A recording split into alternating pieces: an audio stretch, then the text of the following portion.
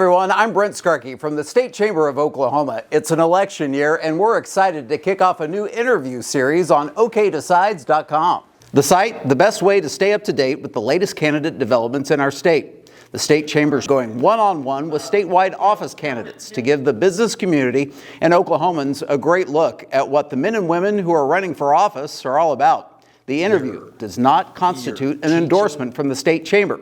It's just a place where they can be heard and voters can learn more. Well, welcome back. We are thrilled to have Mike Mazzei in the House joining us today. Senator Mazzei, for some of us who have worked with you in some of your just call past me roles. Mike. Yeah, we'll go with Mike. So for those of you who don't know Mike Mazzei, Senator Mazzei served in the Oklahoma Senate District 25 from 2004 to 2016. He served as Oklahoma Secretary of Budget from 2019 to 2020 with Governor Stitt. He's the founder of Financial Coach Incorporated and a longtime financial advisor, businessman, entrepreneur, father, probably coach, maybe part-time psychologist for your kids, all those things. Those are unmarked on here. I was the basketball coach. My wife, Noelle, was the counselor. There we go. That's right. I always said about my basketball coaching skills, what I lacked in talent, I made up for in enthusiasm. Lots of yelling? You probably had lots of yelling, motivational. I was a calm coach. Okay, good. Well, we've established that. A bachelor's degree in government and politics from George Mason University and a master's degree from the College for Financial Planning. Thanks for being here with us today. So glad to be here. The State Chamber has always been the tip of the spear with working with us policy guys and legislators on big conservative reforms that help our Oklahoma companies and create great jobs. Yeah, that's what we want to do. And I think, what we believe, and I know you do as well, good policy is good politics, and good policy is what's going to help get Oklahoma to the next level, which actually kind of jumps into my first question for you.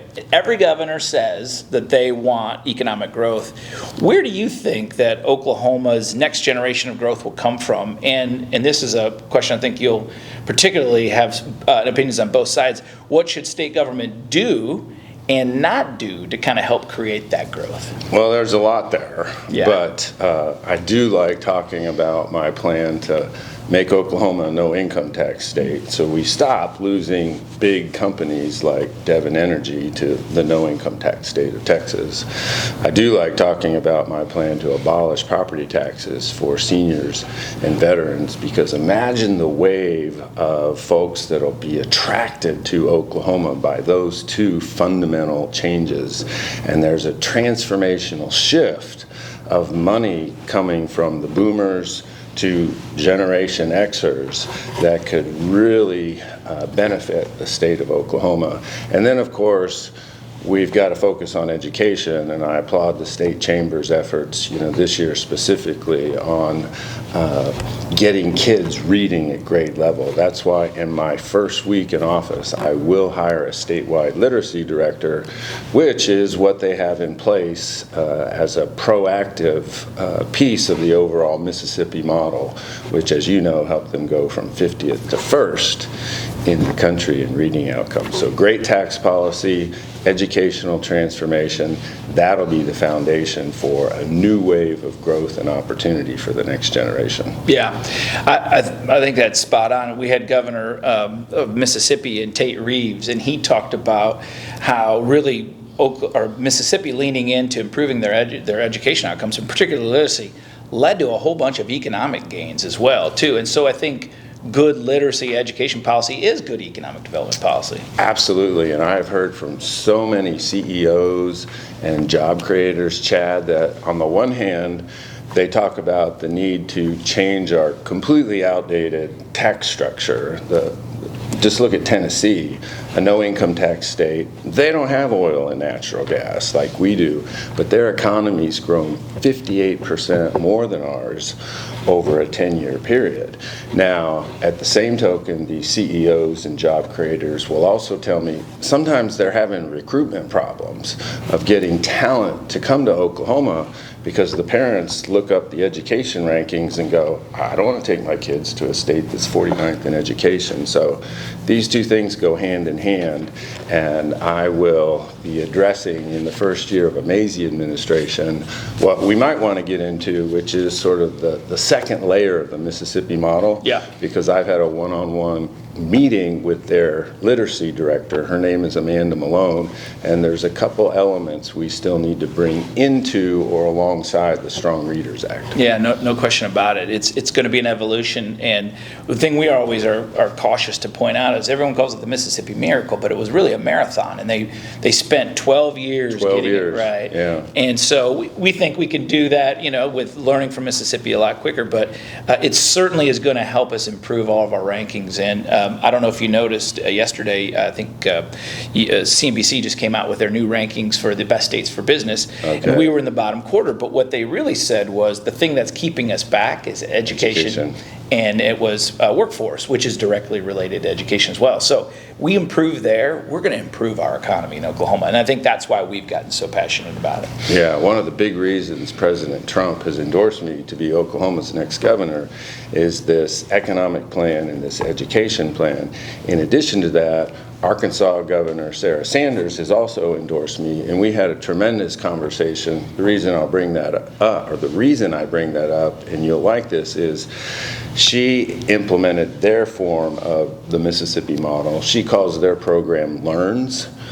But it started in her first year. They've had 2 full years in the program, and now proficiency scores for first and second graders have gone up 100%. So that's how quickly we can start seeing the results if we go all in on a massive statewide literacy program. Yeah, well, we're thrilled that you're talking about it and appreciate that, and the business community's behind you on that. One of the things that we have noticed too is digging into how America's economy is rapidly changing is that it's becoming much more electricity intensive. And that's because of advanced manufacturing, AI, defense, industrial growth, kind of the jobs that you really want. How should Oklahoma position itself to compete for those opportunities while also protecting existing ratepayers and taxpayers? I think there's 2 components to that. One is a skilled workforce, and I know you and your members talk about this a lot, but part of my economic growth plan, in addition to making Oklahoma a no income tax state, is to get the 7,500 students that are on waiting lists at the 29 career techs into skilled trades. They want to be plumbers and electricians and healthcare techs and HVAC techs. And if you look at just the development, for example, of data centers and other projects across the state, we have a workforce need. I know you all have been working on that for years now. And the best thing we can do for that next generation of workers that aren't going to go to college is to get them a skilled trade that our job creators need. Now, on the electricity front, there's several things in place that are making sure we protect the ratepayers and electricity costs. For example, you and your organization, along with our friends in the oil and gas industry, got that legislation called Behind the Meter passed. And one of the new developers, a group called Core Scientific, is doing the data center in or at the Port of Muskogee. And they're one of the, I think they're the first, Chad, to actually do the behind the meter, because their CEO, very bright guy, has explained to me and shown me pictures on the 200 small natural gas turbine units that they're going to be using at the facility to pay for the energy costs, which of course is great for Oklahoma natural gas, and it protects the ratepayers. Yeah, it's a really a great solution. I'm so glad to hear you articulate that. We have the natural resource, we have the natural gas. Being able to turn that into electricity and then power these industries is a huge opportunity for Oklahoma. But we have to be sensitive to ratepayers, and we got to make sure that those companies, if they're bringing their own power, they're paying their own way, we should encourage them to be here. And I'm really glad to hear you say that. What do you think that in terms of, and you mentioned workforce, and I'd be really curious how you respond to the fact that for 5 years in our poll of members and businesses around the state, they consistently have said that workforce is their top issue. What do you think the governor's responsibility is for helping Oklahoma ensure that the workforce we develop meets employers' needs over the next decade? What can the governor do to really lean in and help us get that aligned? One of the surprises I had in this 2-year process of running for governor is I heard about workforce and good applicants for jobs, not just in Tulsa County, not just here in Oklahoma County, but in Woodward County and in McCurtain County and Jackson County, Altus, where I was yesterday. Job creators, Oklahoma small business owners everywhere across the state feel this, need for prepared workers. Part of it goes back to education. When 80% of our students aren't reading at grade level, these applicants that come into our Oklahoma businesses, they can't read, they can't think critically. So we have to transform reading outcomes. We also have to get more accountability in the education system. One of the big reasons I am promoting moving school board elections from these bizarre dates in the winter to the general election date in November, when the conservative parents of all the school kids vote for president or for governor, is they need to have more of a say in the leadership of these 500 school districts, because they expect excellence, they expect better reading and math outcomes. And so if we've got a good pipeline going to skilled trades, and to your point, what can the governor do?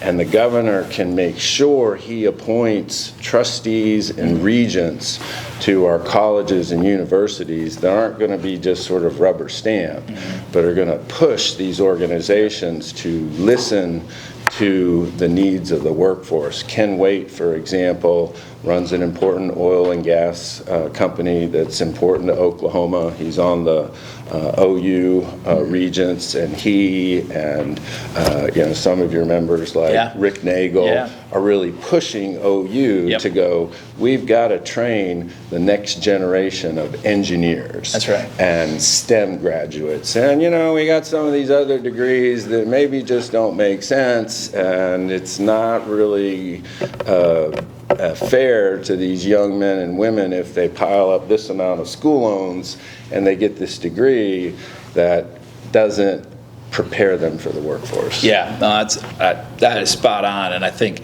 our universities need to be helping create that workforce, and you're right, aligning their program offerings with where a governor is going to lead us in terms of economic development. They need to be synced up, and I think our regional university system is particularly adept at, should be particularly adept at producing that workforce, and then we need our big universities, and I'm glad you mentioned OU, more projects like the one they're doing right now. They're calling it Project 200. They're trying to recruit 200 researchers from around the world to lead innovation in Oklahoma that can then be commercialized and train those people to work in those advanced industries here. That's exactly what we're hoping for out of our education system, and I think what we need is a governor leading the way on that, and it sounds like that's a job you relish. The potential is enormous, and if there's any reason my wife has decided this whole adventure is okay, it's her love for education. She was a teacher, and she really wants to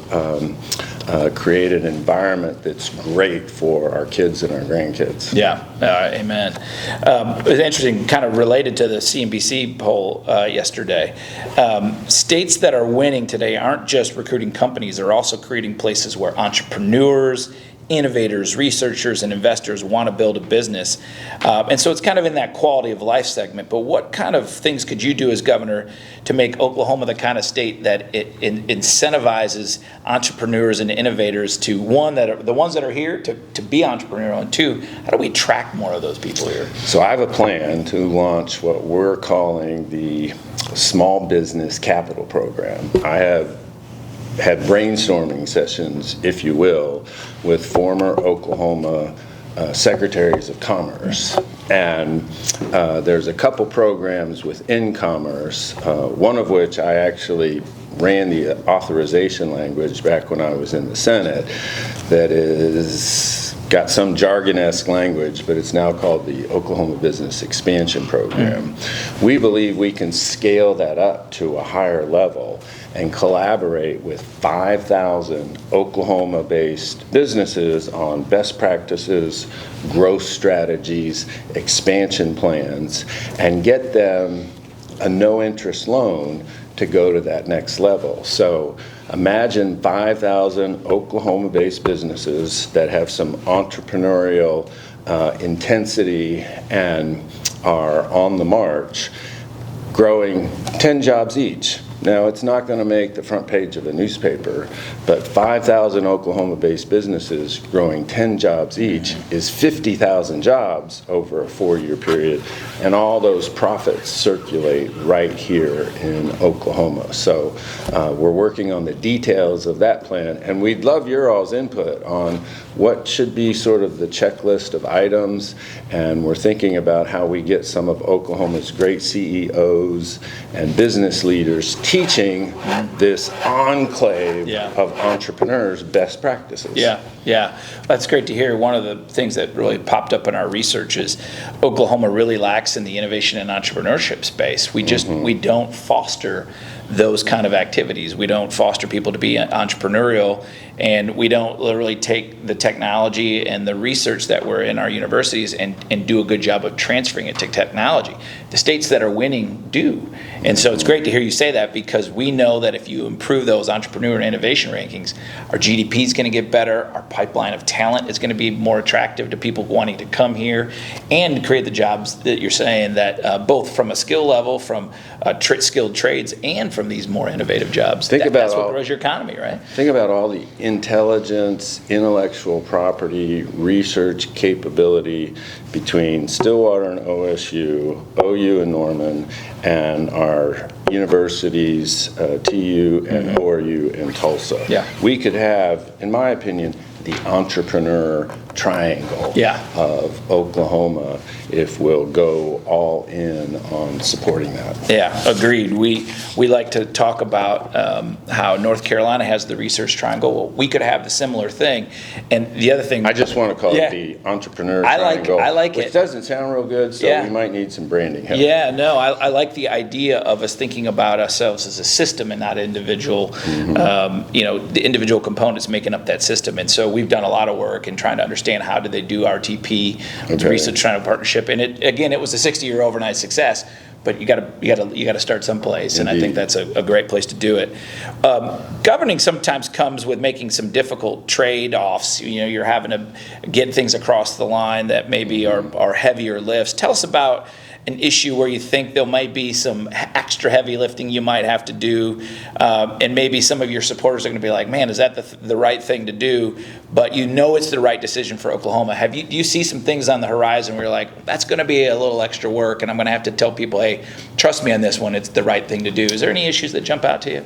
Yeah, I think about that both from a historical sense of what you learn from being at the state capitol. It took me 7 years to fix the Oklahoma pension systems, which were on their way to bankruptcy. And you would think everybody would want to fix those overnight. Right. It took a long time. Right. So when I look at our outdated tax structure and I compare it to the states of Tennessee and Florida and Texas, even the state of Washington, they have better roads, better education outcomes, higher wages per person, and I recognize that's not going to be an overnight challenge. So I do plan on presenting to the legislature in year one of a Mazzei administration, here's how we can go from 4.5% to 3% by cleaning up a bunch in the tax code. It's really $2 billion worth of giveaways, and it can be what we call revenue neutral. We'll still be able to, pay our bills. Now, we won't be touching some of these very important incentive package programs that actually work. We won't be touching the all-important sales tax exemptions for the manufacturing process and the agriculture process. And those are examples of sometimes when you go down the path of something significant like tax reform, everybody gets scared that the stuff that works is going to go away. Right. That there's a right way to do that. Then there's kind of what I see as a step 2 that would come later. And then there's a step 3 that would come later when the people of Oklahoma would get the chance themselves to go, do I want to have an activity-based system in the tax code like Tennessee because we're a consumer spending economy now? Or do I want to still have this income tax-based system which punishes work, productivity, profitability, and labor? I think we can get there, but it's going to take time. Yeah, and you're going to have to walk some people through it. So, and I'm going to need some help. That's a pretty good example. Well, I think, part of the work that we've been doing, to your point, on really evaluating incentives. Is the juice worth the squeeze? Are we spending money in the right areas? And I think, do those align with where our modern economic development system wants to go? Where does a new governor want to take us? And does the incentives program align to that? And if there's things that we're incentivizing that we don't need anymore, we have to have those tough conversations. And I'm glad to hear you say that. So as we wrap up, I want you to imagine it's January 2031. You've just completed your first term as governor. What do you hope that Oklahomans say changed because you served? Well, I want the people of Oklahoma to say we've had a new wave of growth and opportunity. We're rising from the bottom in education outcomes, and the schools are doing better, and more kids are becoming proficient in reading and math. We've done some things to make the communities more safer. We didn't get into this topic, but I have some executive orders in process to chase the Chinese money that's networked with the Mexican cartels and drug trafficking, out of the state of Oklahoma. So great growth, better education, safe communities, and a sense that not only do we have unlimited potential in Oklahoma, but we're experiencing growth and opportunity, and we're literally kind of a light in the middle of the heartland. Hey, you frustrated with these sort of bad things that are happening in other states? Come to Oklahoma. We want your talent, your innovation, and your investment. That's right. Well, I don't think we get in better than that. Really appreciate you taking some time to talk with us today, and thank you for stepping up and being willing to invest your time and your resources in running and serving Oklahoma. We appreciate the effort. Thanks for having me. Appreciate it. Thanks.